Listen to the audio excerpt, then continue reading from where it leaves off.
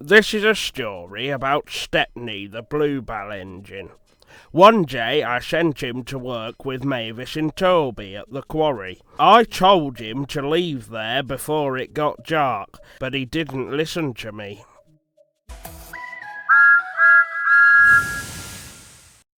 Stepney.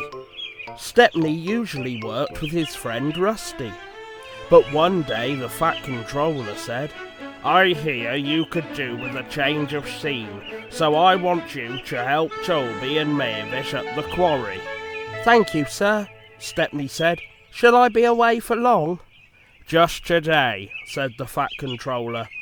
"And make sure you leave the quarry before it gets dark. It's very easy to get lost up there." Stepney soon arrived at the quarry. Toby and Mavis were waiting for him. "We're glad you're here to help," said Toby. "We have a lot of work to do." "Are those my trucks?" asked Stepney. "Some of them," said Mavis. "There are lots more waiting in the sidings." "The more the merrier," said Stepney happily. Stepney really enjoyed working with Mavis and Toby. Later that day, the quarry foreman spoke to Stepney's driver. "Do you want to take a night special to the building site on the new branch line?" he asked. "Yes, please," said Stepney's driver. He had forgotten the Fat Controller's warning about how easy it was to get lost up there in the dark. Soon night came. "Be careful, Stepney," said Toby. "It gets very dark on the hillside tracks." "I will," said Stepney. "Thank you for a lovely day. I do hope I can come back again soon." "Watch out," said Mavis. "The line can be rather spooky at night."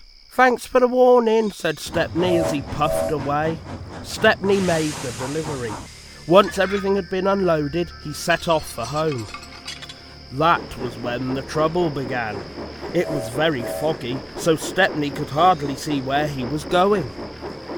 "Mavis was right," he said nervously. "Suddenly everything does look rather spooky."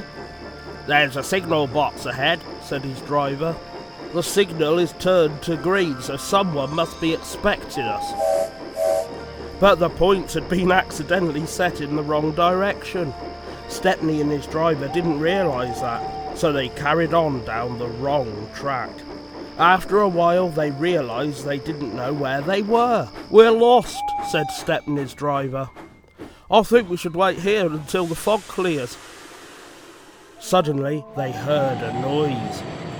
"What was that?" said Stepney nervously. As the fog cleared, they realised they were in the scrapyard. Stepney's driver and fireman went to find the foreman. Two diesels approached Stepney. "You'll make good scraps, Stepney," they said. "Help!" cried Stepney, but no one heard him.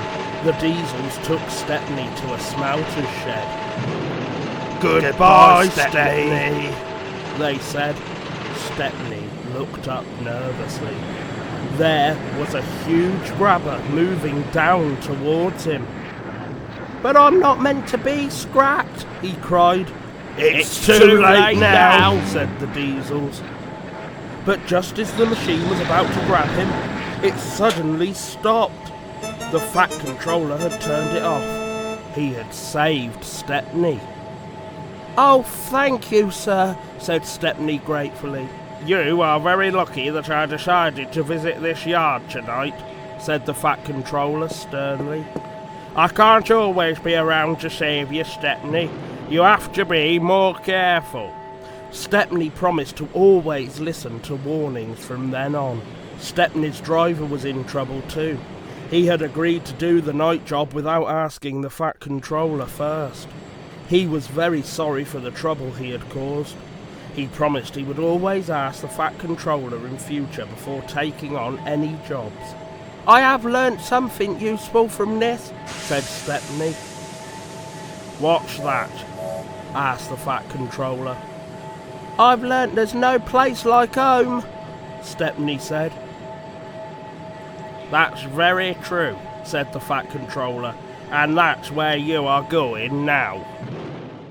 When Stepney got back to the station, he told Rusty all about his scary time on the foggy hillside and his near miss at the scrapyard. Even though it had been exciting to work somewhere different for a while, Stepney realised he was happiest working on the Fat Controller's railway with his good friend Rusty.